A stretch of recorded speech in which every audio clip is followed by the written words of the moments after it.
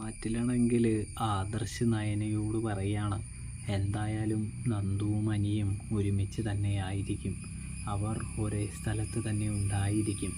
എന്തായാലും ഈ വിവാഹ നിശ്ചയം, അതായത് വിവാഹവും മുടക്കാനായിട്ട് അവർ ചിലപ്പോൾ പദ്ധതി മെനയുകയായിരിക്കുമെന്ന് പറയുന്നത് കാണാൻ കഴിയുന്നുണ്ട്, സാധിക്കുന്നുണ്ട്. ഇതേ സമയം അതെന്തിനാ ആദർശേട്ടാ എന്ന് നയന ചോദിക്കുമ്പോൾ അവർക്ക് അങ്ങടും ഇങ്ങടും പിരിയാനായിട്ട് കഴിയൊന്നുമില്ല. അവർ അത്രയും അടുത്ത് നിൽക്കുന്നത് കൊണ്ട് തന്നെ അവർക്ക് ഈ വിവാഹം മുടക്കണമെന്നൊരൊറ്റ ചിന്തയെ അവരുടെ മനസ്സിലുണ്ടാവുകയുള്ളൂ എന്ന് പറയുന്നത് കാണാനായിട്ട് കഴിയും.